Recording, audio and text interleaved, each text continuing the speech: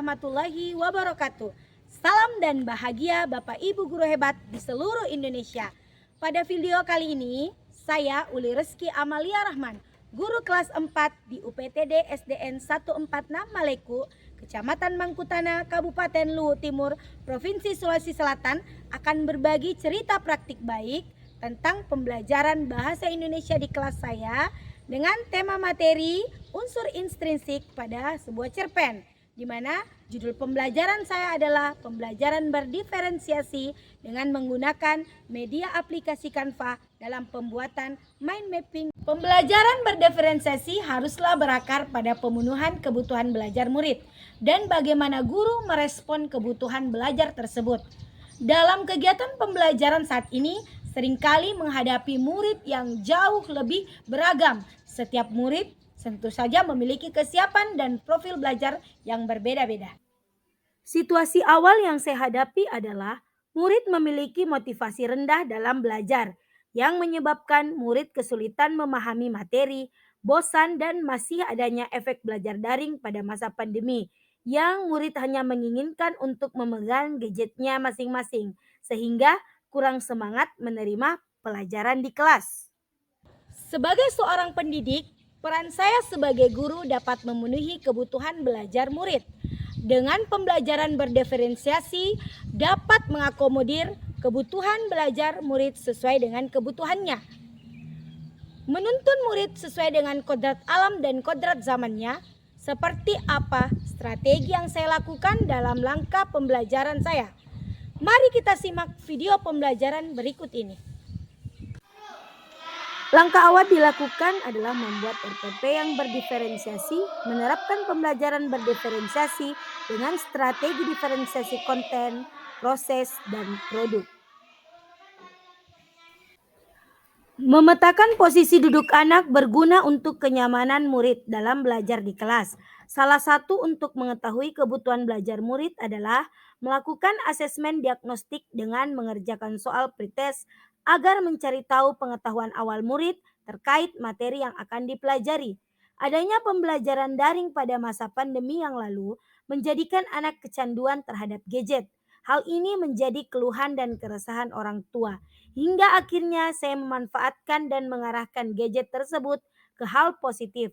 Mengajarkan mereka mendesain sebuah peta pikiran yang biasa dikenal mind mapping pada aplikasi Canva dan mengajarkan anak untuk mendesain sederhana pada aplikasi tersebut. Menggunakan media aplikasi Canva berbasis IT akan memudahkan murid memahami materi yang akan disampaikan. Langkah selanjutnya, guru mendorong murid dalam kelompoknya untuk menemukan akar masalah sesuai dengan materi pembelajaran yang disampaikan. Memastikan setiap anak untuk berada di posisi depan Chromebook sebagai pengganti gadget mereka karena aplikasi Canva pun dapat mereka manfaatkan di gadget ataupun di laptop. Saya menjelaskan sintak cara pengaplikasian aplikasi Canva, terutama pembuatan peta pikiran kepada murid. Setelah menemukan akar masalah, murid dapat mendesain atau membuat peta pikiran sesuai dengan kreativitas mereka. Langkah selanjutnya, mengembangkan dan menyajikan hasil karya peta pikiran yang mereka buat. Salah satu cara untuk menarik minat murid diantaranya adalah menciptakan kesempatan berkarya dan menggunakan hal yang baru yang belum pernah mereka lakukan sebelumnya.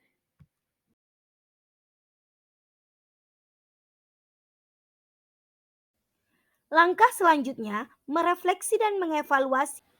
Dan inilah dia beberapa hasil karya dari siswa UPTD SDN 146 Maleku dalam pembuatan mind mapping di aplikasi Canva.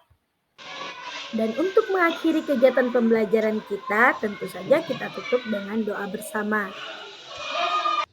Setelah saya melaksanakan pembelajaran berdiferensiasi dengan pemanfaatan menggunakan aplikasi Canva, perasaan saya sangatlah senang karena murid saya lebih aktif dan semangat dalam belajar. Berarti dalam hal ini saya telah memerdekakan murid sesuai dengan kesiapan belajarnya, minat, dan kodrat zamannya. Hai, saya Tristan, saya siswa kelas 4A. Saya Saya ingin menyampaikan perasaan saya setelah belajar dengan menggunakan aplikasi Canva. Perasaan saya sangat senang karena saya bisa belajar mind mapping atau peta pikiran. Dan juga saya senang karena saya bisa menambah pengetahuan saya. Terima kasih. Halo, nama saya Aurel. Saya akan menceritakan pengalaman saya belajar menggunakan aplikasi Canva untuk membuat mind mapping atau peta pikiran. Bagi saya, membuat mind mapping di aplikasi Canva membuat saya bisa mengerti pelajaran dengan lebih mudah dan lebih dalam. Itulah pengalaman saya menggunakan Canva. Terima kasih. Dadah. Demikian video pembelajaran berbagi praktik baik dari saya. Saya Uli Rizky Amalia Rahman, guru kelas 4 UPTD SDN 14 Maleku, Kecamatan Mangkutana, Kabupaten Luhut Timur, Provinsi Sulawesi Selatan, mengucapkan terima kasih untuk semuanya. Salam dan bahagia Bapak Ibu guru hebat di seluruh Indonesia. Wassalamualaikum warahmatullahi wabarakatuh.